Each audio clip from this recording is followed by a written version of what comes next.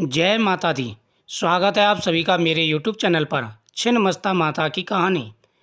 गुप्त नवरात्रि में विद्या की 10 महादेवियों की पूजा अर्चना की जाती है। ये 10 महादेवियाँ माँ तारा, माँ त्रिपुर सुंदरी, माँ भुवनेश्वरी, माँ छिन्नमस्ता, माँ काली, माँ त्रिपुर भैरवी, माँ धूमावती, माँ बंगलामुखी और माँ मातंगी, माँ कमला।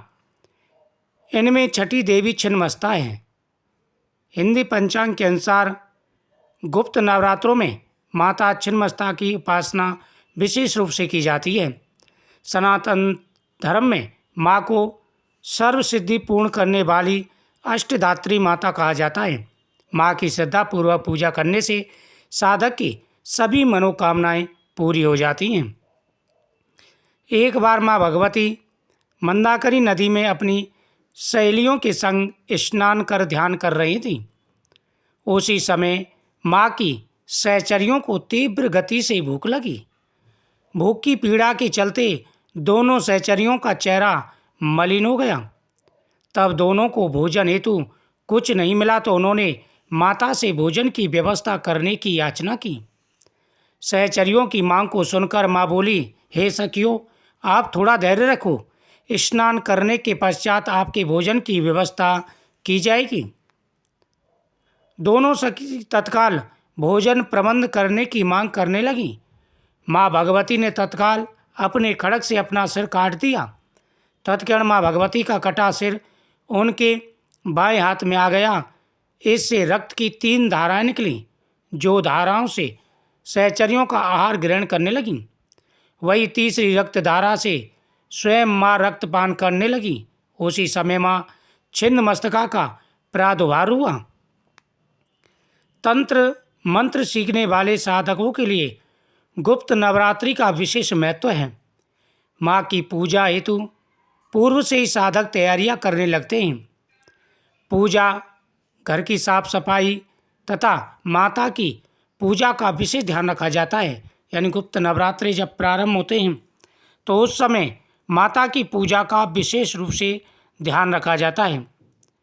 जब से नवरात्रि प्रारंभ होते हैं तब से लेकर के नवरात्रि की समाप्ति तक भक्त विशेष रूप से माता दुर्गा की पूजा करते हैं। माता के सभी स्वरूपों की आराधना करते हैं। जिस प्रकार से प्रत्येक नवरात्रों में माता के 9 स्वरूपों की आराधना की जाती है, उसी प्रकार से गुप्त नवरात्रों में 10 महाविद्याओं की आराधना की जाती है। छिन्नमस्ता 10 महाविद्या देवियों में से छठी देवी है, जिनके एक हाथ में स्वयं का कटा हुआ सिर रखा होता है। इनका स्वरूप जितना भयंकर होता है उतना ही सभी की मनोकामनाओं को पूरा करने वाला भी होता है। माता थोड़ी सी पूजा से ही प्रसन्न हो जाती हैं। माता सभी की मनोकामनाएं पूरी करती हैं। माता छिन्नमस्ता काली का ही एक विकराल स्वरूप है, परंतु देवी की सहायक योगिनियाँ जया और विजया भी खून की प्यास शांत नहीं हो पाई थी। माँ भगवती ने तत्काल अपने खड्ग से अपना सिर काट लिया। छिन्नमस्ता की पूजा करने से सभी प्रकार की परेशानियां दूर हो जाती हैं। माता छिन्नमस्ता काली का एक बहुत ही विकराल रूप है, हालांकि इन्हें जीवन दायिनी माना जाता है। छिन्नमस्ता देवी अपने मस्तक को अपने ही हाथों से काट कर अपने हाथों में धारण करती हैं। इस देवी की उत्पत्ति कैसे हुई और इनका स्वरूप ऐसा क्यों है, इससे जुड़ी कई कथाएं हैं।